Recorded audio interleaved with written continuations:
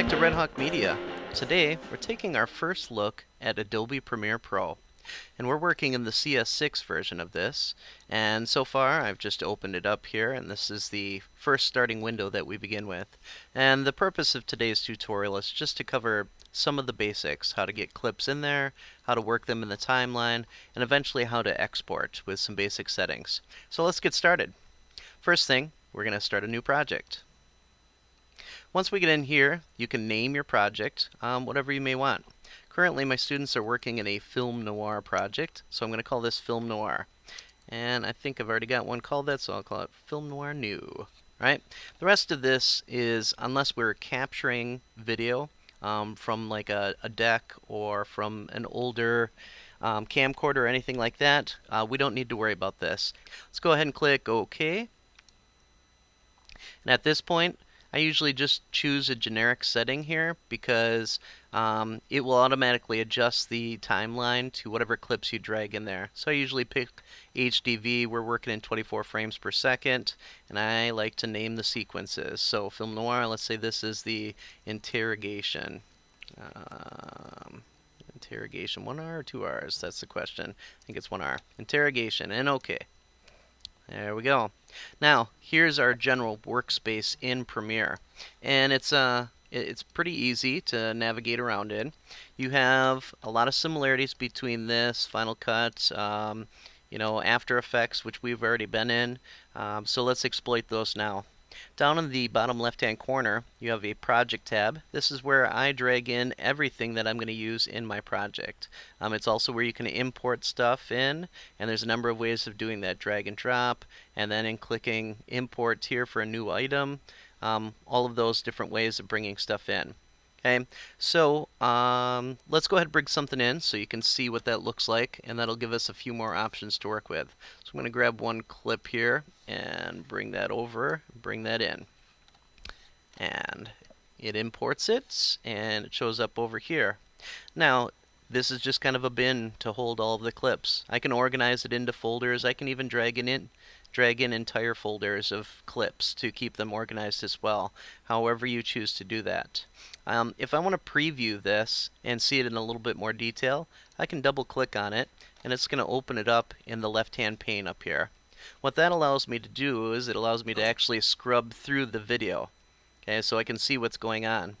Now, as I'm scrubbing through, I may decide to set my in and out points here. Some people like to do the editing up here, or do a big part of the editing up here. So I may say, okay, here's where the clip begins, and I click I for in. And then here's really, before he looks at the camera, my out point. Okay, and that's O for out. So I for in and O for out. Now, beauty is, if I drag this, it will only grab that section of the clip and put it onto my timeline. So there it is. Now, here's a very, very important step. We didn't really pay a lot of attention to setting up the sequence settings at the beginning because we knew that when we would drag this clip in here, we would have the opportunity to change the sequence settings to match the clip. So yes, we're going to change the sequence settings. Now they are exactly the same as the clip. It's an MP4 clip, 1080p, and it's 24 frames per second. It's got everything completely matched up. Now, once I drag the clip into the timeline, you can see now I've got another editing window here that I can look at. So this is my preview window, and this is really my editing or my output window. So I can go through the clip, scrub through that, see it in real time now, and decide to make some different changes to it. Now let's say that I wanted to break up this clip or only take part of it. I can use C for cut, or I can grab the razor blade over here, and you can see at the end of it, it says C. Okay, so if I click C, come over here, it turns into a razor blade tool. Now, pretty difficult to make a cut here, can't see what I'm doing really, so let's go ahead and stretch out the timeline a little bit, which I just grabbed this and dragged to stretch that out, and now I can come in here and very precisely decide frame by frame where I'm going to cut. Alright, and I just click and cut. If I click V, as in Victor, I will go back to the selector tool, or I could click right over here on the arrow. And that allows me again to kind of click around in here and do different stuff. Now, I need to create some fades. Something really simple. We need a fade in at the beginning and a fade out, so let's say at the end. Let's just go ahead and put the playhead in a little bit before he starts talking. And I can do this a number of ways. I'll show you one. I can go to Show Keyframes. In fact, let's do a couple things to make this a little bit easier. First off, let's grab the actual video itself, and let's make it a little bit taller so I can see what's going on in there. Also, it's only showing the beginning frame of each of the clips, so let's go ahead and go into more of like a timeline or a film strip kind of thing where it shows all the frames. And there we have it. That way, if I'm kind of looking for something quickly and I want to jump right to the part, I can use this. Now, we want to go to the keyframe thing here, and it says show keyframes. I want to show the opacity handles because I'm going to take the opacity from 0 to 100% for my fade. I'm going to go ahead, choose my clip that I want to put the actual keyframes on, and right where the playhead is, if I click this keyframe now, it will add an opacity keyframe. There's one. Let's just go back a little bit, add a second one in, and here's what we can do. I can grab that, and I can drag it right down. Okay, so now you can see I've got this nice little fade in here with the video. Okay, now I want to create that same exact fade on the audio, so let's go ahead and drop that down. Okay, and again, let's go ahead and stretch this out. It's the only level of audio that we've got. And same thing, I've got the playhead already lined up for it. I'm going to go ahead and add a keyframe in. So keyframe, and then we're going to go a little distance here, add in another keyframe.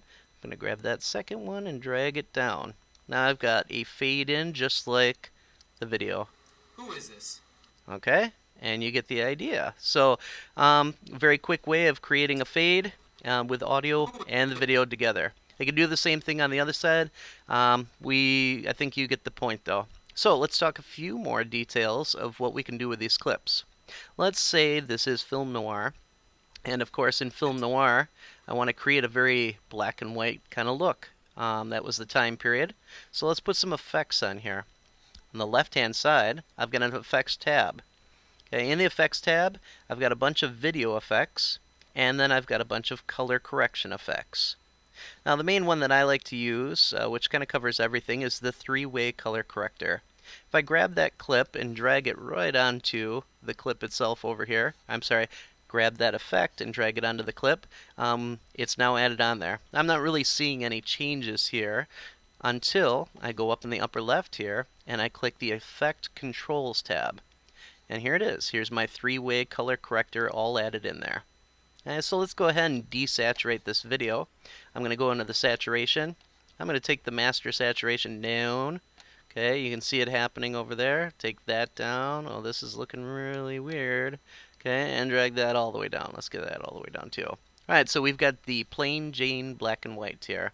Now, we want to give this a little bit extra special look because this is how anybody's black and white could look. So let's put our own little personal tweaks on it. Let's darken it up a little bit by dragging in the input levels here. You can see what's happening. Okay, and I can drag over the shadows a little bit. And now we're starting to get that more gritty kind of dark feeling. Alright, and I'm going to keep the highlights exactly where they were. Otherwise it's going to create this like glowing white effect. And maybe we'll bring them in just a little bit there. Bring that over right in there. Okay, so you got a little bit of an adjustment. I'm not done yet. Let's go ahead and add on a little brightness and contrast. So I can take that clip and I can drag it on to the video clip, or I can drag the effect right up into the effects pane here. And it adds it on right below the other one. So now you can see brightness and contrast added on. So I can go in here and I can adjust the contrast, and I can bring the contrast down a little bit more. Okay, and I can bring the brightness down a little bit more, or bring it up, however I want to emphasize that. Let's bring it down though. Right around in there. There we go. Alright, good feeling. This guy looks like a victim of solidarity here. So, excellent. There's a few of the basics for effects. Any of the effects are going to work the same way. You're going to go to the same places to kind of drag them on. If I very quickly want to kind of copy some effects and paste them on different places, I can click on the effect. I can hit Command C. Now let's go over to this clip which has no effects in it, and let's go ahead and go Command V.